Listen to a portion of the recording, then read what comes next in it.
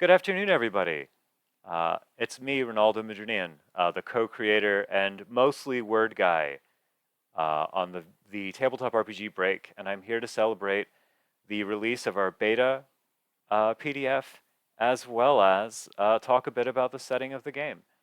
Um, Whether you're here in the stream now, which means that you were privy to my various technical difficulties, or you're watching this on YouTube later, I hope you have a nice time.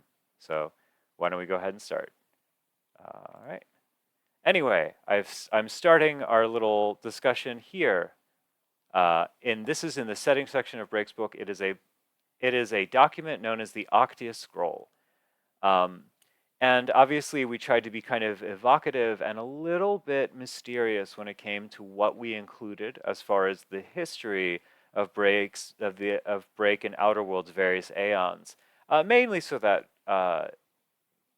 people who are running or playing could kind of run with the ideas and not feel too restrained. We do eventually want to go more into a lot of this, but the thing is, if you like the way the book is, if you like that mystery, you can ignore everything I say uh, and just run with it. But this stream, I get to give a little bit of bonus information, which is the fun part, I think, of any kind of extra content. So I want to go in a little bit about Octia herself. She is the premier historian of Outer World at the moment.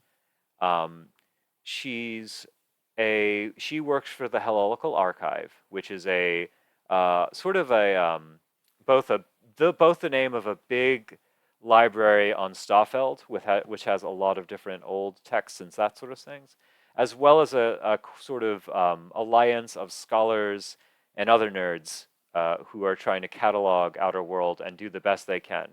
Um, and she's probably the one of them that has. She's probably like their kind of poster gal field researcher because she gets out the most of them. She's also probably the most experienced adventurer, and her scroll, yeah, well, as you can see, it's a little worse for wear here, is kind of famous for being the closest thing to a comprehensive history that Outer World has. Um, and so, as you can see here, there are four known aeons and technically a sort of fifth one on the ends somewhere, but it's kind of um, shady as you're about to find out. So let's go ahead and start with the very beginning of the scroll. As you can see, we have this fun little picture of the promise, which the promise also looks has a mysteriously familiar shape to it. Um, it is, and we'll start with Nihility's end. Um, the time before time is brought to an end when a figure known as the Creator manifests and fabricates humans and a paradise for them to inhabit called Promise.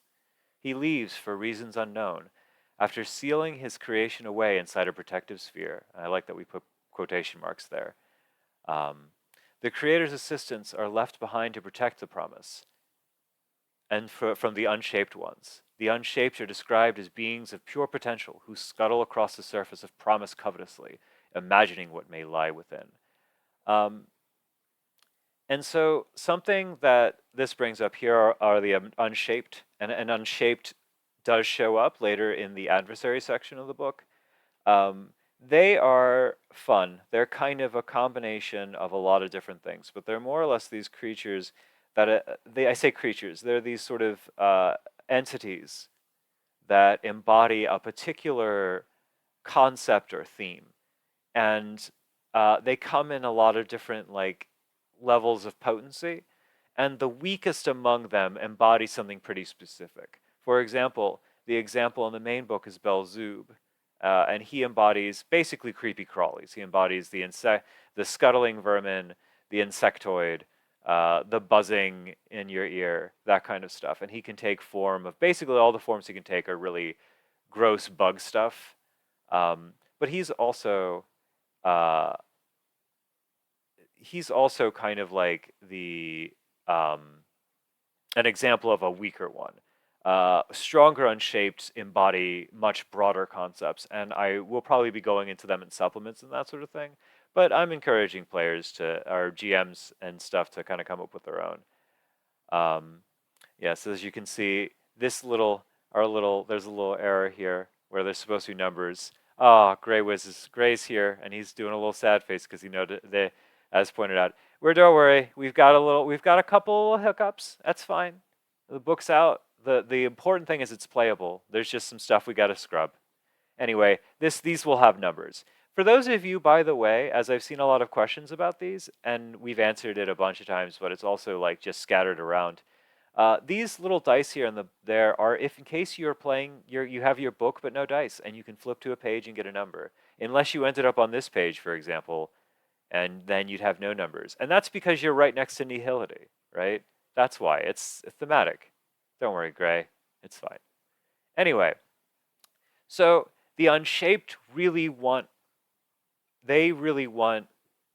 what's the promise, and that's just because and to be honest, that's only because they were more or less implicit. They not implicitly, but like kind of it was inferred that they weren't allowed to, and so now they want it. They're just that's the kind of creature they are. They're covetous. They're grubby.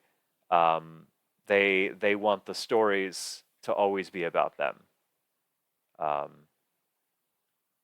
anyway, after this, after promise is created, um, and the protective sphere is erected, we enter what is known as the dreaming. Um, the Wondersmith, the creator's prime assistant and protege, is coerced by the Unshaped to construct Outer World, a habitable crust that sits on the surface of Promise's original containment sphere, and Sol, an orbital sun machine. The Wondersmith then brings forth playthings for them from Promise, mortal humans, who serve as actors in their endless stories. The Unshaped's childish cruelty towards mortals leads to an uprising. Enamored with the immortal rebellion, one of the Unshaped changes its dream to become real, and they are referred to as the first hero. With the hero's assistance, man is able to defeat the Unshaped and force them to take physical form. So the first Aeon is it's kind of touched upon here, but it is kind of an interesting thing. And I think actually, like, if someone wanted to be really crazy, they could have a fun game that takes place in it. Or honestly, you could say you could be really meta and say any games you ran using a different system than Break took take place in the first Aeon, because what it is like you've got these unshaped, these sort of crazily like impermanent entities constantly shaping the world to a particular whim and crafting stories out of them and making the mortals there sort of play out whatever stories they want. Um, and eventually, like, they're just not nice about it. They don't do cool things. Like, they don't their stories are kind of they're cruel. They toy with people. Uh, you you live out your days without really knowing what's going to come next, and so people obviously rebel against this situation.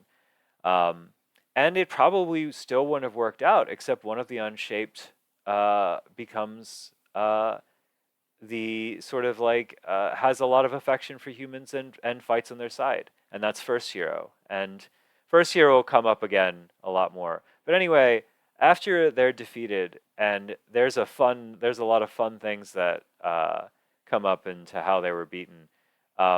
They were forced into physical forms, and that's because obviously once they're forced into a permanent physical form, you can then destroy that physical form. Whereas before, when they had no permanent form, they could never be permanently like dealt with. So as a result, a great deal of the Unshaped basically lose their power, and that's how elves come around, which is noted in their species section. A couple escape, and that's why you have guys like Belzoob kicking around, causing trouble. Um, but yeah, there's still a lot more Unshaped. They just hide because humanity figured out how to muck them up one time. They figure it can happen again. So they all have little crazy plans. They hope to mess with people in some way and cause trouble. Some of them are just having a good time. And also, as it'll be mentioned later, some just kind of went back into the primordial and created their own little worlds, which has resulted in elsewheres, which is part of the setting. Anyway, now that we have a permanent, uh, we now have a permanent kind of existence. We enter the second aeon, which is which is called the reign of the divine. Um, the discarded servants of the unshaped now wander the physical realm. Mortals discover and experiment with the endless energies of the invincible bright and the profound darkness. The resulting magics give birth to strange new creatures.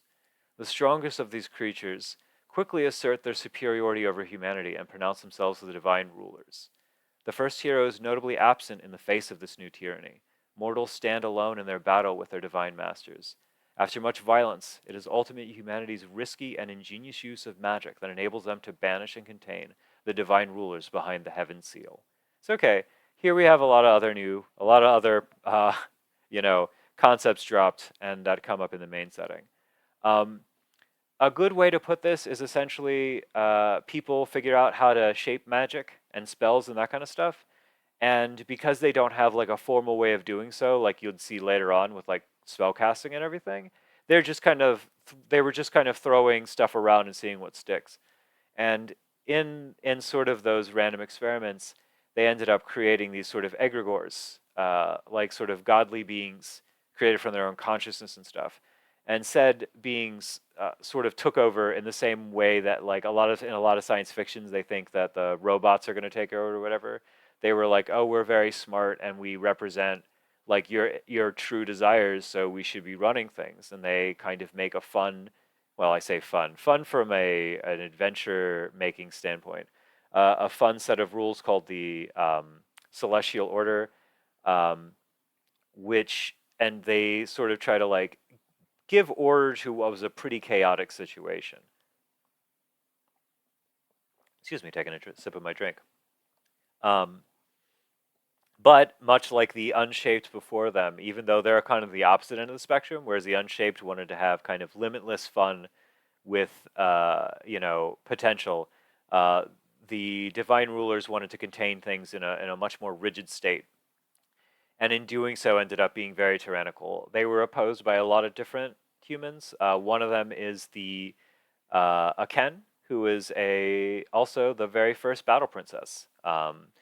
And it is kind of dramatized in a lot of histories where her fight against the Iron King, who was um, the most ruleriest of the divine rulers, their head honcho, as it were, the Grand Pumbaa. Her confrontation with him, even though she lost, showed people that they could, in fact, hurt divine rulers, and was kind of the um, thing that sort of showed the turning point of their various revolutions. Um, it's also noted here, as before, that first hero was kind of not around, which felt like a very weird absence for the people of Outer World. Anyway, so it's cool. Wouldn't it great? The humans are finally in charge of their own destiny. I'm sure the third Aeon is going to be great. Um, Third Aeon, the age of the three empires. The divine rulers' loyal retainers are forced into hiding, and mortals rise unopposed to prominence once again. Many nations are born, but a clear triumvirate emerges: Akenia, a bright and shining kingdom; Kalia, a realm bathed in shadow; and Glay, a country of iron and gears. The three empires become both the hope and terror of the age, inventing, warring, and ever expanding. Their abuse of destructive magic and technology brings Outer World's continued survival into question. Oh no, everybody! Oh no, everybody, I don't think the humans are doing a great job. The hero of the first Aeon, disapproving of man's trajectory, halts the sun machine and declares that humanity must live in darkness until it learns humility and respect. So basically, it's kind of like when dad says he's going to turn this car around when you're yelling in the back seat of a car. And except he did. He turned that car around. Anyway, the hero and his followers finally declare war on defiant Akenia, the most wise and foolish of nations. Um, I should note here too, it'll come up in the later part of the section, but the thing that really set off First Hero is Akenia created Lotong, that language everybody knows, by essentially writing it into reality with a magical ritual. And he just thought that was maybe something people should not be able to do. So that's the thing that made him go, okay, those guys got to go. The three empires unite against the hero and engage in a war most bitter and resolute. The resulting conflict wounds the hero, breaks the sun machine, and the world's oldest dragon is slain. Humanity is victorious and the heroes repelled, but their empire lies in ruins. Many survivors seek refuge below ground, while the surface recovers from the aeon-ending cataclysm. Uh, and that little note there is why more than just dwarves and goblins live in the buried kingdoms. Some people were like, you know what, I'm going to try my luck down here. And they did. Which now we enter the fourth aeon, the Sundered World. The heaven seal is weakened. The sun machine is shattered. An outer world lies burnt and broken. The wounded hero, now known as Regulus, retreats and creates an infant nation under the static sun machine. From the ashes of the fallen empires, desperate new kingdoms emerge around the fragments of the sun machine that fell to earth. The servants of the unshaped and the divine rulers seek to restore their master's power once more, and belligerent terrors roam free. Now a brave new generation of folk explore this new world, each with a different hope in their hearts. Will they be its salvation or their damnation? And of course, it's to note, um, I think there's a reoccurring theme here that every time somebody gets power, it kind of messes them up a bit, um, which, that might be a reoccurring theme in Break. Um, Another thing, too, and this is kind of, I'm being meta now as opposed to talking about the nitty gritty of the actual setting. Um, this sets up several different weirdo forces to kind of be picking away um, at the setting and causing trouble. You have the sort of lingering threat of the divine rulers who are now sealed in the sky by the heaven seal. And people don't know what's going on behind that. You've got the unshaped creeping around, and you also have people who are just mortals who might find the power of one of these previous aeons, especially the third aeon, because that had all sorts of crazy technology and various potent magics and stuff, and they can be causing a lot of problems too. So we just kind of wanted to have this nice big layered setting like this. Also, thank you, Luke Poke. I'm glad you like the world building section. Anyway, now that we have our history down, let's move along a little bit. We got this fun little map. Oh, it's so good. Um, Gray and I, like I think I always joke about, sometimes I want to pull out the map I sketched and sent to him, and he drew this beautiful map out of. And of course, we had several passes at this. There was a couple of different ways to show it. And much like the Octia scroll, there is in fact an important individual attached to this particular version of the Outer Worlds map, and that's Von Peebles. Von Peebles is a famous goblin like cartographer. He is, he traveled around. He collected a bunch of different. He is said to have not only traveled around and collected a bunch of different maps to assemble his, but also kind of, he said that he is claimed to have explored various regions and made corrections because he's just that good at being a cartographer and all that stuff. Obviously, Von Peebles is kind of a like most historical figures. There's some like exaggeration and embellishment. He himself kind of bragged in times that he shouldn't, but whether it's particularly accurate or not, as far as size and distance goes, his version of the map is the most comprehensive. It does include the most things, and they are in mostly the right location. So, as you can see here, the Wyrmblood waves kind of stretches, both ways. And over here we have the Wistful Dark, which is the part of the world that's always trapped in night. then we slowly make our way uh, into the twilight meridian, which is between night and day. And obviously, depending on where you are in the twilight meridian, it's kind of a different level of day and or night. Like the seven sacred isles are a little darker than the Galvanis archipelago. Uh, Night Haven is also pretty well. I mean, it's called Night Haven, so you get an idea of what that place is like there. It's kind of permanent dusk.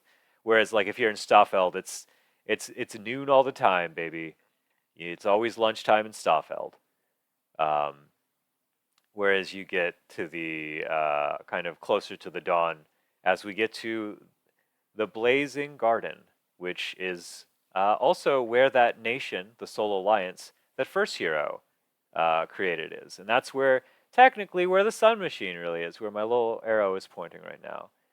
Um, but as you can see here, we have a lot of different places, and uh, this isn't everywhere in the outer world. There are, lots of gaps to fill, and we didn't want to make it so that people couldn't make up their own land masses and islands and that kind of stuff. But I also wanted to give a fairly complete world.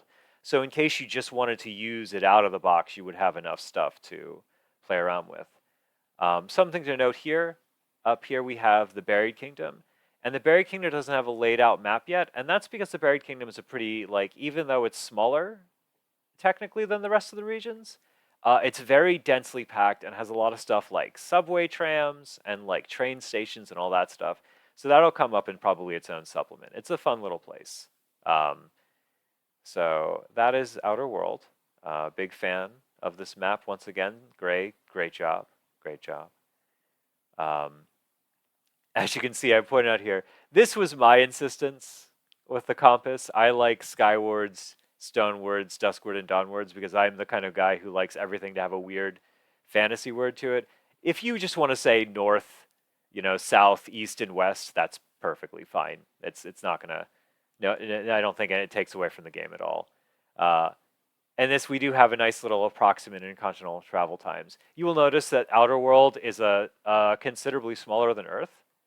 Um, oh, um, the approximate intercontinental travel times, they they can't really be on foot because generally you can't do intercontinental travel without some kind of ship. So you're either doing maritime or skyship.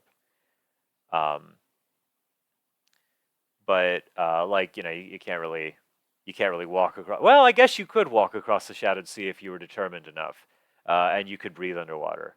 But um, down here too, it shows what time of it shows the sort of time of day that you get as well. So, oh, look at these guys.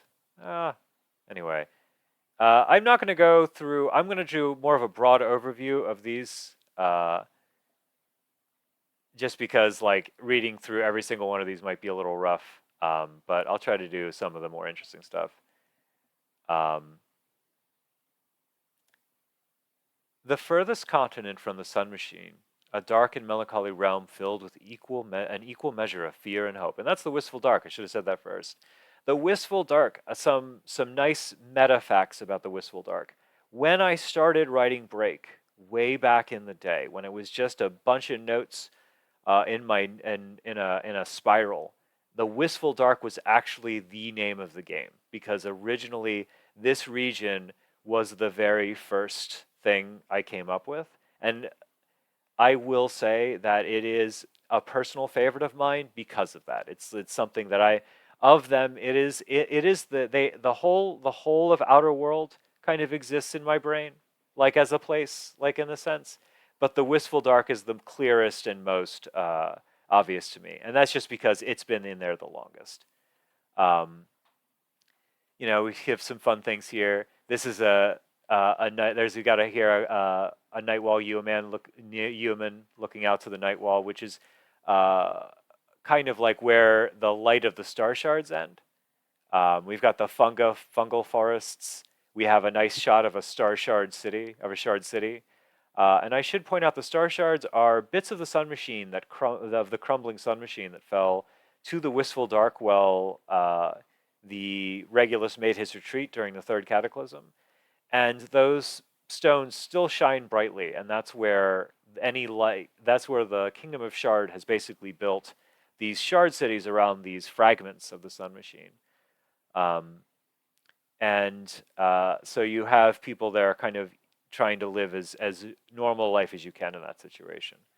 Um, and then we have down here we have a guy, an adventurer with their Lumi slime lantern. They're they're rough and they have their cool rebreather masks because they're in a fungal forest. Anybody who knows their Nausicaas know you do not want to walk around one of those fungal forests without something to without some kind of filtration system. So that's what he's doing. Also, I just want to zoom in a bit because I just love this Lumi slime. That Lumi slime loves its job. Like they have varying degrees. If you notice, the one in the gear section looks a little bummed about it, but that one's having a great time.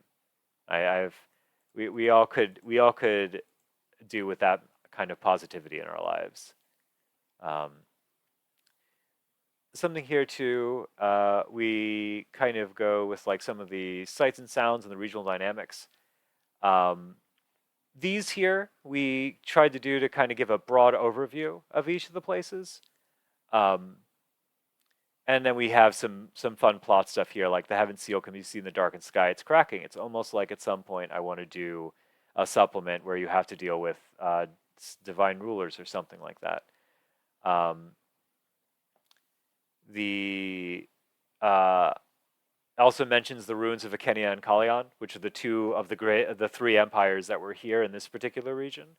There's a lot of ruins of those places there that have a lot of fun stuff to find and terrible things to deal with. Um, the places in the Wistful Dark, we have Crystallia. Crystallia is, I can read that. The An isolated land of gossamer and glass, which kind of like a fairy tale, but like a spooky fairy tale place. Lots of people theorize it's so beautiful they never want to leave. This one was kind of thrown out there. It's to be a weird place for adventurers to go to. It's one of my favorite concepts in there. Um, Whenever I want to have a weird adventure, like a campaign focused on a weird adventure for a long stretch of time, a lot of times it'll take place in Crystallia. Um, Shard started out, it was again, just like the Wistful Dark was the first place, or the first region I came up with. Shard was the first, um, like, I guess local place I came up with. I just really, as I mentioned before, Shard is a confederacy of shard cities formed around the largest and glowing fragments of the broken sun machine, the light and warmth from which attract the desperate. Shard patricians control the cities, but the socio-economic influence of the guilds and the Church of the Sacred Chain make a ruling a delicate balancing act.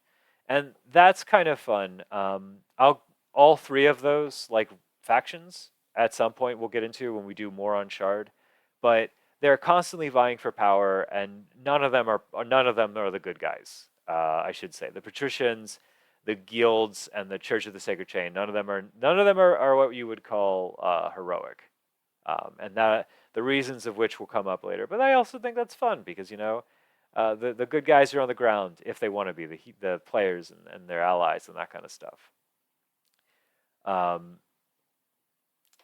We have the Shadowed Lands, which is this is a kind of the place surrounding Shard. It's outside of Shard, but like on all ends of it at the same time. There's no law and order in this haunting landscape of fungal forests and tundra. Um, this is the sort of lawless place. If you wanted to do, I think somebody, if you wanted to do a kind of game that was like dealt with struggling settlements and like helping them and everything, the Shadowlands is a great place for that. It also has the Ragtag Knights of the Lantern, which I love. They're my favorites. Those guys are good.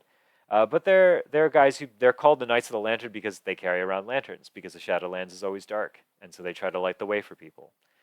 Um, there's also a lot of things. There's also a little bit of contention with Shard and the Shadowlands because people from Shard kind of assume the worst coming out of the Shadowlands. They think you know, to them the Shadowlands are where bandits come from. They're where weird monsters come from, and they're, you know, living from comfort, they just kind of assume that, and the people in the Shadowlands, a lot of the people there are just trying to live their lives. So it's a fun region for that.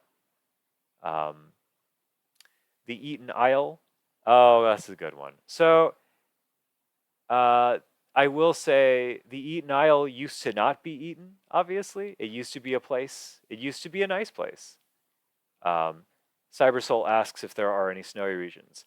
The Shadowlands is probably the snowiest, and there's some places in the Hollow Queen's Kingdom that are snowiest. Uh, Most of the sort of cold weather is in either the Wistful Dark, or there's a couple Sky Islands that have that, but we haven't really gone into detail on the Sky Islands. But if you're looking for like extreme cold weather, that's the two places: the Shadowlands and the Hollow's Queen Kingdom. Uh, but yeah, the Eaton Isle is kind of a place that was kind of destroyed by a huge magic war that uh, where Akenia and Kalian employed a whole bunch of different new weapons and didn't really think about the consequences. So now there it's it's not doing great. It is noticed that um, the Eden Isle also used to be kind of holy place, as you notice. Raid the monasteries of the banished divine rulers. That used to be the center of power for the divine rulers, which is probably why the Akenian and Kalian were so callous about using it as a place for a proxy war. It's not great, uh, but there are a lot of cool things you can go there and try to mess with. So, um, Aiden is Aiden is around where Kalian used to be. It's probably one of the only standing cities left in that area. Um, it's a military confederacy fighting the Hollow Queen's monstrous army. They have this giant wall. This should sound familiar to some people, I think. Um, the Red Blades, the nation's elite troops, perform daring raids deep into enemy territory. And if you want to do, there's a couple of ways to do like kind of a Monster Hunter style game in Break, and one of them is having it be an Aiden. If you like your Monster Hunter to be a little hot topicy with a little edge to it, Aiden is a great place. You can defend city walls from big monsters. You can go hunt down weirdo big monsters, that kind of stuff. Um, you're also kind of jerks, but like that's just the way the world is sometimes. Even it's rough here in the Wistful Dark. Um, and the Hollow Queen's Kingdom is Aiden's enemies, and they are the rest of where Kalian was. And the citizens of Kalian were warped into twisted demons and wretches, their glorious queen reduced to a miserable and spiteful creature. Basically, I won't spoil too much because that'll probably come down to the line, but a useful bit of information is essentially um, the Hollow Queen was the queen of Kalian during the time of the Third Cataclysm, and she attempted an extremely powerful ritual to see if she could stop the Sun Machine and First Heroes advance, and it didn't work out. It didn't go well, and so now they're all kind of weird Devilman style creatures and stuff like that.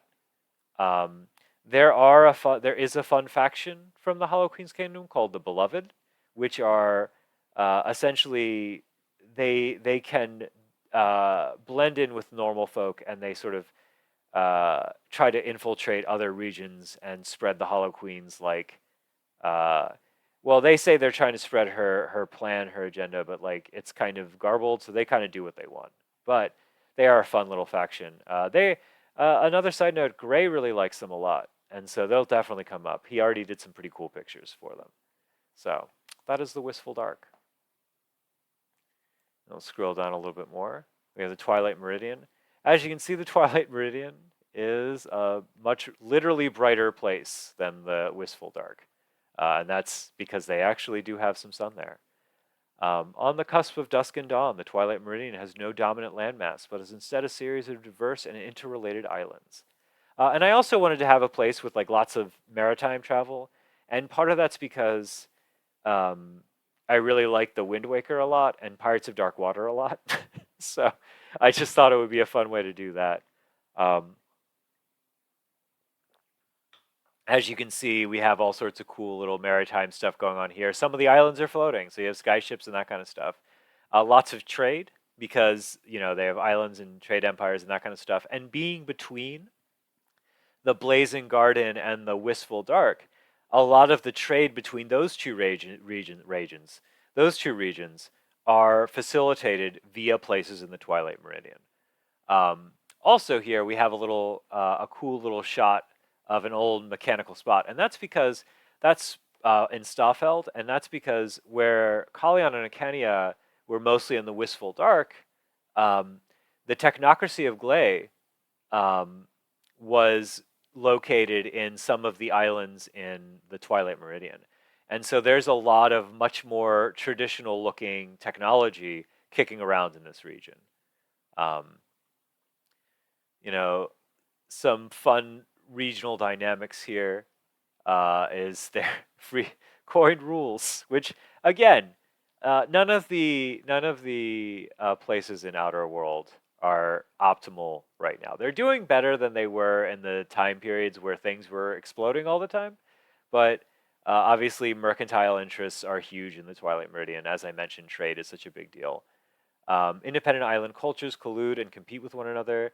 Um, the successful exhibit their wealth through the curation of fine art and exotic artifacts, and that's why you have a lot of weird, like fun projects in the Twilight Meridian, which will come up in lots of places. There is a calling that I have written out that I just have to polish up called the Balladeer, which is a sort of song magic style calling, and a lot of balladeers get their start in the Twilight Meridian because they're a particular usually a lot of their like a particularly wealthy merchant or scion of a merchant family will take an interest in them and fund their like various songs and projects and that kind of stuff. Um, I do like that among all this stuff we mentioned the Shinobi Rebellion, and I like to mention the Shinobi Rebellion whenever I can because come on, that's a fun sentence, you know, ninjas revolting, that kind of stuff. And also junkers. Junkers being the word for anybody who kind of digs up technological like gear and relics and that kind of stuff and tries to make them work again. Or in a lot of cases just sells the scrap. Uh, the places in the Twilight Meridian we talk about, the Seven Holy Isles, um, they're the ones where there are whispers of Shinobi Rebellion there. They're having a fun time, as it were. Um, and notice that it's recently united under the banner of Shogun, so they're kind of switching. They're going from the government they used to have to being kind of ruled by a military, similar to what Aiden is going on in Aiden. And that Shogun is up to stuff that will come up later. I will give a brief overview that involves a lot of cool robots, um, and uh, you know, ninjas. The ninjas aren't happy about that for a reason. The various shinobis, uh, you know, organizations aren't particularly happy about it for whatever reason. Nighthaven, an artificial island constructed of shade iron and overrun with unearthly climbing flowers, ruled by the Duke of Red Roses. The Duke of Red Roses also is fun. There's some cool lore about him that I haven't been able to put into the main book, but one thing that is mentioned, he used to work for the Divine Rulers and used to be a one called uh, called She of Many Petals, and at some point um, opted instead to stick with roses and became the Duke of Red Roses instead. Um, the kind of setup here, with Castle Thornbeauty and the Black Glove Cavaliers and stuff. Uh, this is a place I affectionately refer to as the Castlevania Darkstalkers land, and those are two video games. But it's kind of like the sort of gothic-y place. Um, they have fun outfits and lots of kind of neat mysteries and stuff going on there. Um, the Immortals are supposed to be kind of running things, and they do a bad and good job of it. And that should be fun to write about more. Stoffeld is, I've mentioned a couple times already, and that's because It is the place most dotted with the ruins of the fallen technocracy of Gley. So Stoffeld is like kind of like was like the big, like the center of that empire, and as a result, has a lot of the old technology still kicking around. And so a lot of adventures happen in Stoffeld because if people, if you're looking at something like, say, drones trying to make their own little robot drones trying to make their own city, or people looking for some kind of old technology that they think will be able to really improve another region, or do something more nefarious, it's usually in Stoffeld. And also, the Helical Archive research facility is here. Um, and that's a place where I think that's a great faction for adventurers to be a part of, because they're just a bunch of nerds who want to know stuff. And just like any nerds, they always need jocks and people to like actually do the heavy footwork, and go out in the world and find them stuff to look at. Um, This goes in the Galvanis Archipelago, which is known as the Land of Eternal Dawn. They're basically just a really bunch of prosperous islands that function as a global trading hub. There's a lot going on there, so like sort of smaller conflicts between the mercantile families, various piracy, that kind of stuff.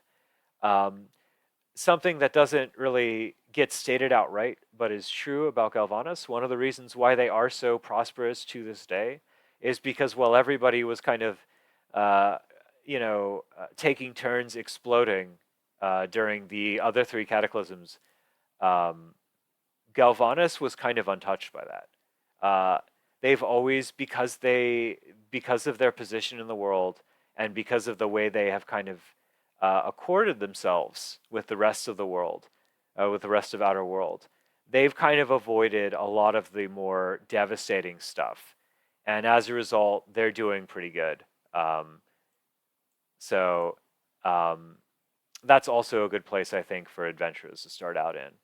Um, but also nearby is the Sunken Isles. Oh, which one here? Oh, I'm sorry. Somebody has asked in the chat, a small god.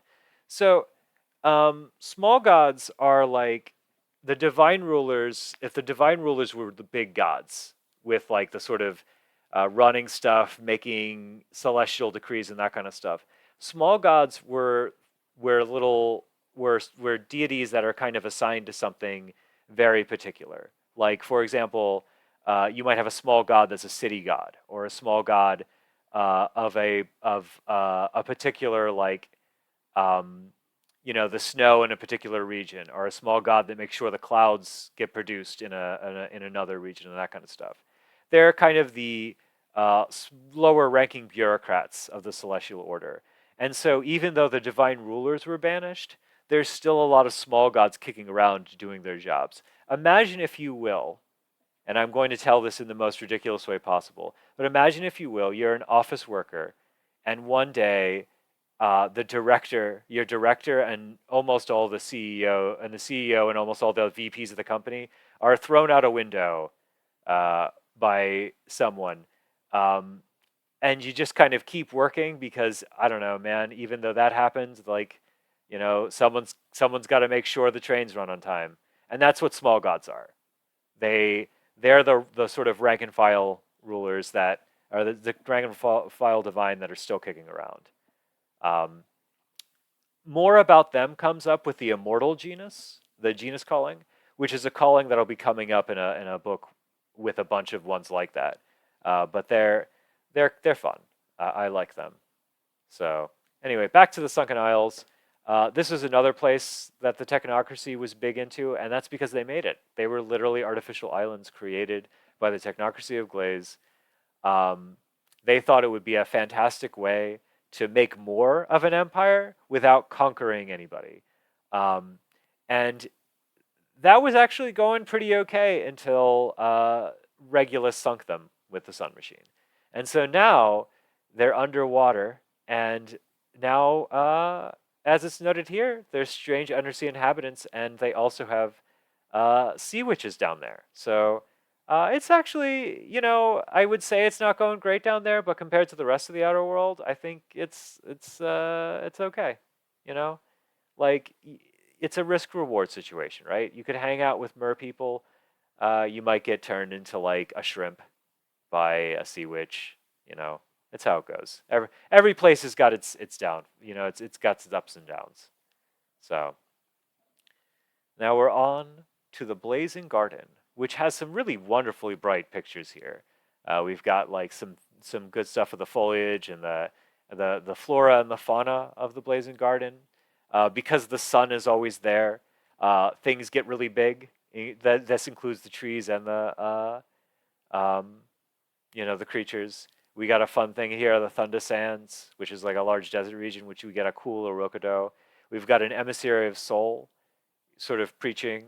Emissary of Soul is a um, works or is a member of the Dawn Orthodoxy, which is a broad fifth faith descriptor of people who embrace the bright and light over anything else. They believe it is the truth, that kind of stuff. And there's actually a couple different broad like spiritual movements in Outer World. We had to kind of cut them from the main book for space, but they will be coming up. Yeah, yes, praise the sun.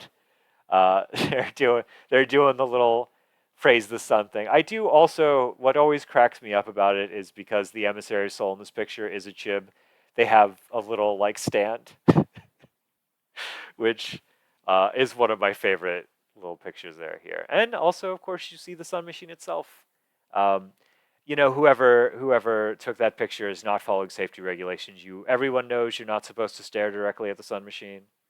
Um, that said, you can kind of get away with it now because it's not quite as bright as it used to be. Um, but we have some fun dynamics here. Regulus is still kicking around. He's first hero, if you recall. Um, he created his vast kingdom under the remains of the broken sun machine. Um, he's very sad. Uh, the playtesters can tell you Regulus is one of my favorite game master characters. He's one of my favorite sort of on and off adversaries to deal with because he kind of wrestles with the morality of the things he has done, both the things he ignored and also the things he tried to fix and maybe went a little too far to do. Um, there's also mention of the despotic warlords contending for territory. That's mainly talking about no folk land.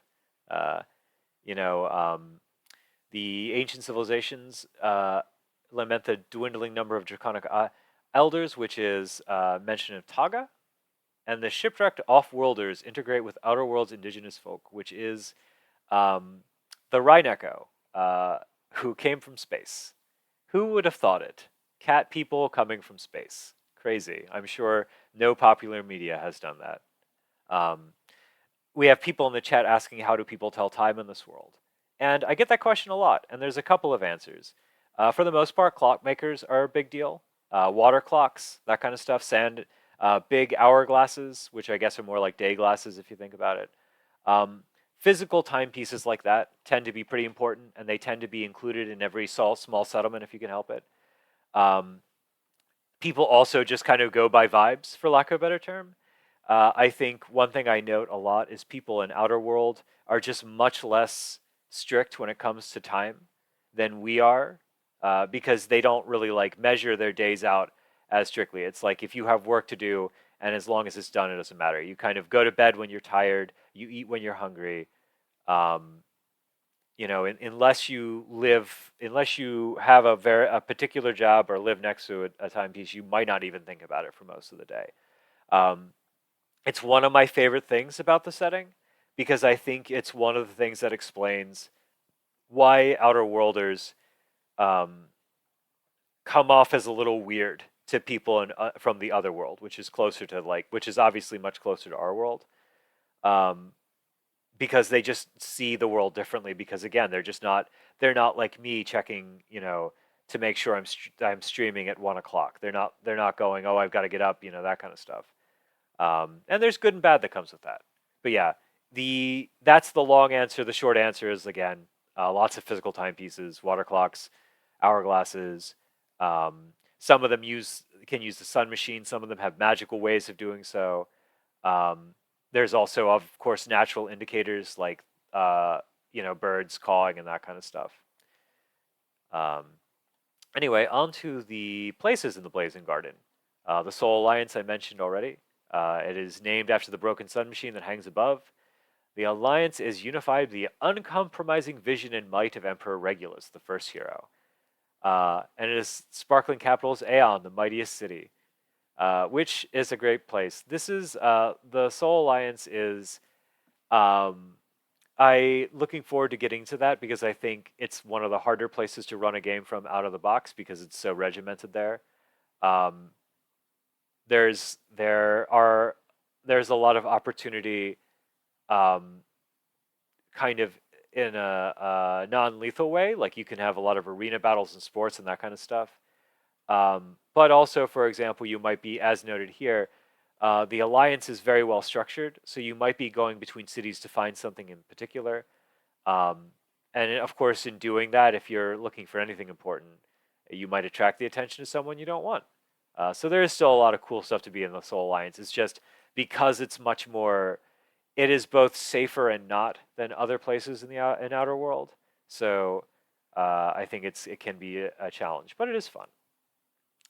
No Folk Land is another one of the really easy places to run a campaign from because it's the opposite of the Soul Alliance in the sense that basically there's very little structure there. There's a lot of like kind of proto feudal guys trying to be like they're like sort of they're trying to make towns based on the fact that they're able to deal with the weird giant monsters that walk around No Folk Land pretty unimpeded. Um, they, of course, there's a lot of infighting between the other different neighboring towns and stuff like that, and that's because they're also run by jerks uh, who want to be like, who want to be the king of the castle, as it were. I know a lot of people like West Marches style games, and No Folk Land I think is one of the better places for that if you're into that kind of campaign. Uh, it is where I would say the most castle jerks live, and castle jerks being a sort of catch-all term for people who like to build castles and are jerks. So, uh, you know, it's a good spot. It's a good spot.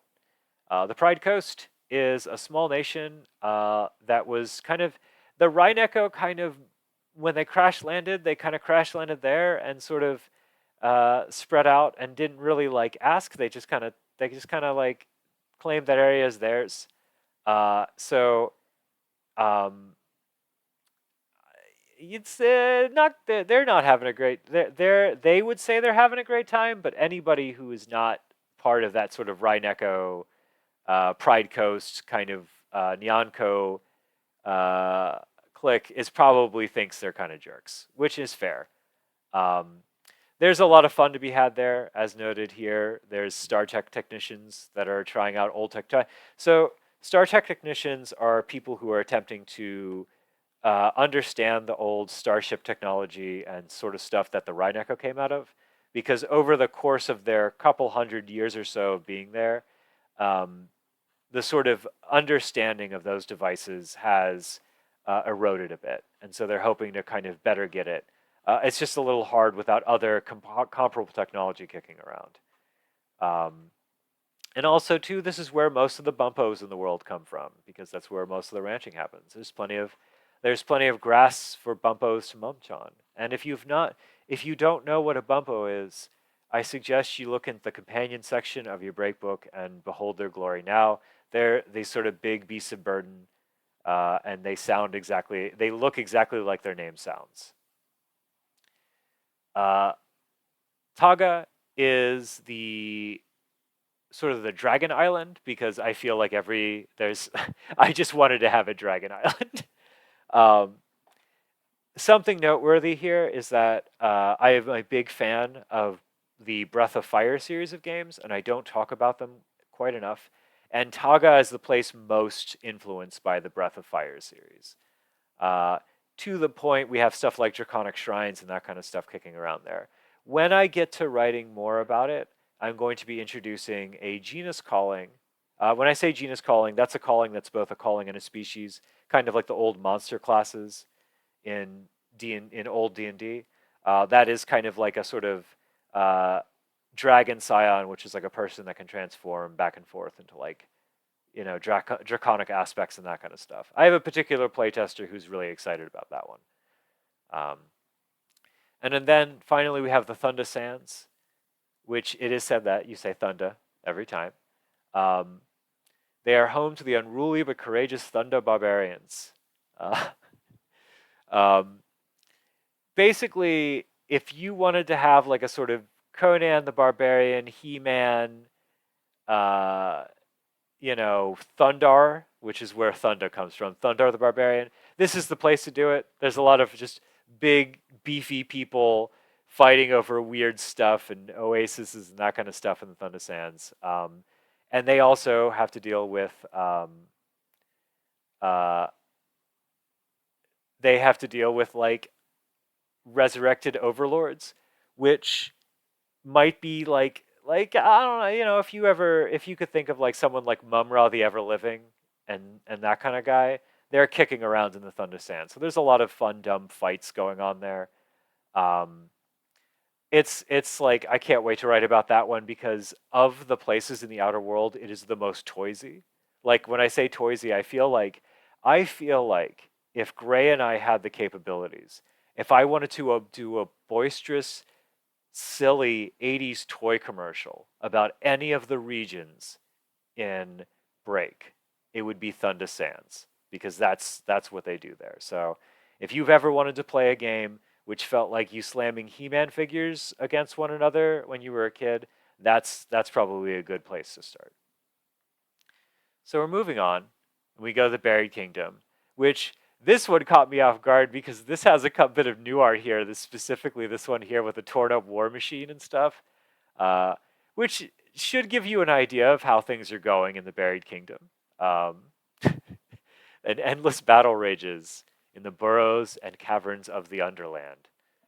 Um, so the Buried Kingdom is a fun spot because much like Galvanus, uh, it has been untouched by most of the big cataclysms and stuff in the surface world due to the fact that it's underground. And so that makes sense. Unlike Galvanus, they've been doing a lot of their own like big war and tiny cataclysms, as it were. And that is due to the nations of Old Iron and New Ore. Um, so to do a kind of a truncated versions of this, as it, you, the creator shows up, creates promise, makes the crust, makes the barrier around promise, and that becomes like eventually becomes the crust of the outer world. In that little area between the surface of outer world and the promise, the the various assistants of the creator make a place to live after he vanishes, and these are where the dwarves come from. Um, so uh, they lived there pretty much just like almost like just a dwarf place for a while, and eventually the population got larger and more diverse after the third cataclysm, where people moved down from the surface to Old Iron and kind of integrated there. And Old Iron was just happy to have more hands because one, it's a pretty rough place that kind of uh, uh, sort of like you end up working really hard in Old Iron. Uh, it's not like a place. It's not a leisurely place. Versus New Ore, um, which the goblins founded after the end of the first Aeon, and that's because the goblins were essentially creations of the unshaped, and that is also why the goblins have such a weird, chaotic nature in Break, is because their creators were weird and chaotic. And when the unshaped were first forced into physical shape, which is the elves, the then elves decided they didn't want to figure out what to do with the goblins and said, "Oh yeah, there's a place underground for you to live." And so those goblins moved there and tried to make a cool little goblin place, like a cool little uh, kind of like they basically made what was a kind of free willing society that was a mostly kind of benevolent, like if chaotic place to live, and unfortunately, kind of had a couple of bad run-ins with Old Iron. They established New Or, and they had bad run-ins with New Old Iron, and that escalated into a war that has gone on basically for as long as anyone can remember. And anybody who all the people that moved to these two places got swept up in that war, and it's just been going on and on and on. And so that's why you have the endless wars between Old Iron and New Or. Um, the of the two, New Or is probably a little nicer of a place to live. They kind of want you to have a better time. They would, if they could, have a kind of a free willing society where people kind of live and let live.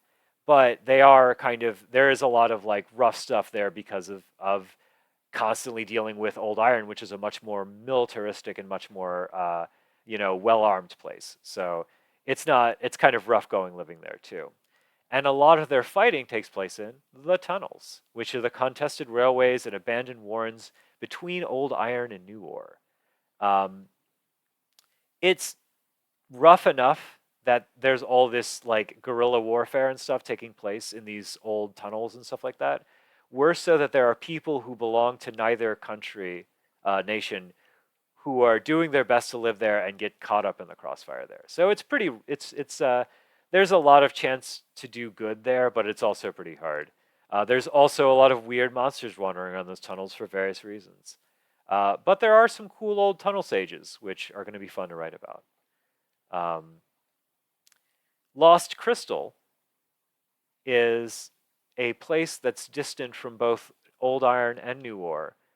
Um, the other the other assistants to the creator, the Unterken.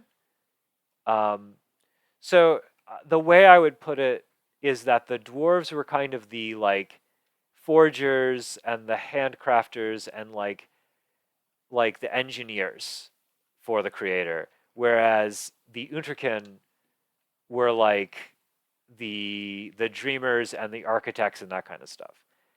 They kind of separated and made their own place, which is Lost Crystal. Um, they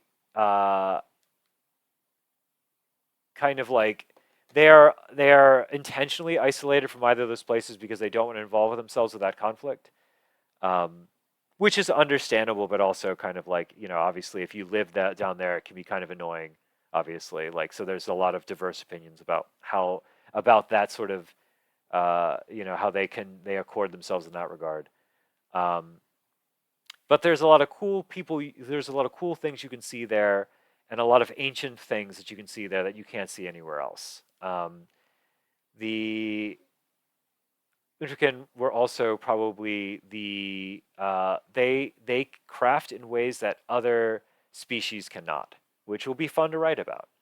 Um, I will say this: there's a little bit of Fraggle Rock in this region, just a bit, especially where you got like the dwarves are kind of like the doozers from Fraggle Rock. In fact, when I first started writing Break, they were much more like the doozers from Fraggle Rock, like in the way they looked and stuff. But I kind of made them dwarves because I know dwarves are a favorite fantasy species for a lot of people, and I kind of like to have that in for them. Um, the Unterkin are kind of the Fraggles. There's a little bit of the Fraggles in New Or, but there's also a lot of it in Lost Crystal. But they're a little sadder. Um, but yeah, this is the stream I talk about how I'm not only a weeb and a video game nerd, but also a big Jim Henson fan. Um, but anyway, the final place we talk about in the Buried Kingdom is the Machine Labyrinth, which is a maze of twisted metal and circuitry that draws junkers and adventures like moths to a flame. So the machine labyrinth is uh, exactly what it sounds like. It's essentially a big mega dungeon of mechanical tunnels and that kind of stuff. And uh, that one's going to be fun because it leads specifically to a place we've mentioned a couple times that I won't say directly. Um, and if people manage to get through there, they're going to find out a lot of the biggest secrets in the Outer Worlds history. But it's also incredibly dangerous. Some meta stuff on the Machine Labyrinth. There is a stop animation movie called Junkhead that I really like, and a lot of the Machine Labyrinth is inspired by Junkhead. If you have an opportunity to like search that in like, I think it's still on YouTube, but I haven't checked for a while, um, and give that a watch, I think that'll give you lots of cool ideas for not even just Break, but any game that involves exploring weird places. So that is the Buried Kingdom. It is uh, it's a fun place. Fun for you, the player. Less fun for the people there. And then of course we have some further stuff here.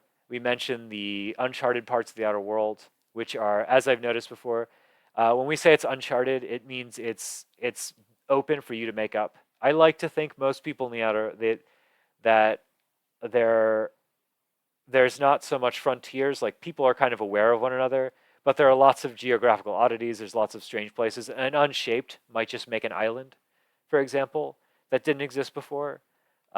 You, a game master of your own game, might make up a place that isn't talked about, and that would technically be there. And we have some ideas here on how to use that. As before mentioned in the Wistful Dark section, we have the Heaven Seal. This is here. I can talk a little bit about this. The Seven Seal is a bigger version of a ritual that people use to defeat the divine rulers beforehand, where they would use a regular seal to kind of seal away those particular divine rulers. The Seven Seal is, or the Heaven Seal is seven seals layered into a cosmic mandala that prevents the banished divine rulers from re-entering the outer world. It's basically a big magical wall. Um, Unfortunately, it's what it's occasionally visible. You can see it in the sky. It's a pretty cool thing. Like almost think like the constellations and kind of stuff in like the constellations in the sky here. But as noted, it seems to be cracking sometimes, and there are still old servants of the divine rulers, or even new ones who maybe have learned about the divine rulers later on, who are trying to destroy it via another great ritual. Um, there's also theoretically a world beyond the Heaven Seal, and if you can get there, it might be an entirely different setting, which we might write about uh, in the future. Who knows? Um, we also want to note here Otherworld. Um, the Otherworld is pretty obvious where that place is. If you notice, Gray did a really fun thing where the colors are less saturated in Otherworld, and that's intentional. Uh, it's supposed to be kind of dreary compared to Outer World, um, and it's just literally a less magical place. And it's not me making fun. It's not me going, "Oh, the real world sucks so much." As going that the Outer World is a really crazy, uh, or is a lot crazy, like a very bright and colorful and almost overwhelming place. So I feel like whereas people from Outer World would find the Other World dull and dreary, people who come from Otherworld and go to Outer World feel like overwhelmed almost all the time. And yes, CyberSoul's correct. They do have 50% off sales. That's a pretty good sale, right? We don't know what they're selling, but that's a pretty good sale. Um, this is fun. Gray's already done a bunch of fun pictures of Otherworld. And I also want to say there is not a single Otherworld. There's a lot of, you can come from different ones, but most of them do, uh, most of them do like resemble a particular version of our reality. Um, I think it's fun to go adventure there here and again. Um, as we note here, you can explore shopping malls, and that kind of stuff. But also something I think is really fun here, that we note: assist the heroes of the other world in defeating a villain utilizing relics and magic from the outer world. We're not there yet, but I do really want to work on a supplement specifically for playing using Break's rule set to play games in a contemporary setting in a way that mimics like Persona games, or like since Break uses a lot of anime tropes, I want to use a lot of tokusatsu like Kamen Rider and Super Sentai tropes in Otherworld, and also like kind of uh, you know like some horror movie stuff, like more like the more comedy horror movie stuff, but kicking around Otherworld. And I think it would be really fun to do a game where like you have to jump between two and deal with like a villain in that um, that vein who's using that kind of stuff. And also too, it stands to say that just like people from the other world come to outer world, there might be some guys who escaped to other world to do something. So someone says they're selling Break for 50% off. I hope not. It just came out. If you're selling it for 50% off already, that seems something's wrong. Um, but anyway, the final thing we talk about in this setting section is elsewheres. And elsewheres is a big catch-all. Essentially, as I noted before, most of the unshaped were forced into physical form at the end of the first Aeon. Um, a couple of them were not. They managed to escape via various folds in reality. They went back to the primordial and created new places. And these places resemble the dreams of the unshaped you'd see in that first Aeon, the Age of the Dreaming. Um, you can get to these. I do note this because it's fun to me. Each elsewhere is created by the dreams of an unshaped and can be accessed through odd but seemingly innocuous gates. Paintings, large cracks in the floor are puddles of vintage alcohol. Um, if you notice, I start with paintings, and that's because, like in my head, at least some of the Elseworlds are like are like stages from Mario 64, where you jump through a big painting and you're in a different place, kind of thing. Um, but Elseworlds exist for a couple reasons. They note that they can vary widely in scale and scope, ranging from the confines to a single mansion to an infinite void. And the idea is, um, if you wanted to, you could create any setting you wanted and set it next to Break as an elsewhere. Um, so, like for example, if you wanted to make a customized setting and you still wanted it to be connected to the main setting of Break, you could say it's an elsewhere, and so you could get to Outer World from there via something like fun and characteristic. I also just like little alternate worlds. I think they're fun. Um, so it exists as both a way, an in for other people, and also like just kind of something fun to play with if you want to do a weird dungeon that doesn't otherwise fit into Outer World. Um, and I don't think, whereas these other places we're going to write stuff specifically on, I think elsewhere, if we do elsewheres, it won't so much, it'll probably either be on A, if we ever have a really crazy elsewhere we want to make it into a book, or if we would write a kind of elsewhere generator or like rules for creating your own and that kind of stuff, which I think could be a fun, a fun little supplement down the line. But that one's the elsewheres are less for me as a game creator and more for you all as game masters who want to make your own things. Do heretic summons come from elsewhere? That's a good question, Cybersoul. And I'm going to go ahead and give you a vague answer. Sometimes. Um, the sealed names are a very special instance. And I don't want to give too much away because I like them being kind of mysterious. But it's not so much that they always come from elsewheres, but they exist in the same folds in reality that elsewheres can be found. So they're like a distant cousin to those unshaped and that kind of stuff. Um, each one of the sealed names does have a history and why they are a sealed name, and how cool and dramatic that history is dependent on, like, it varies from sealed name to sealed name, but you can probably guess, like, the Prince in Chains has a bit more going on than say Wretched Jara. Um, but yeah, no. So sealed names, they're kind of their own thing and not. Um, I like being cagey about them because it keeps the heretic as a weird, mysterious calling. So I'll probably continue to be kind of vague and unhelpful about them. But anyway, that was Break's setting section. Um, I hope you're all enjoying the beta PDF. Uh, I hope that like this kind of run over gave you some fun little like insight to like why we made these particular places and wasn't just me rambling, but I guess it was at least partially me rambling. Um, anyway, I hope you enjoy the game.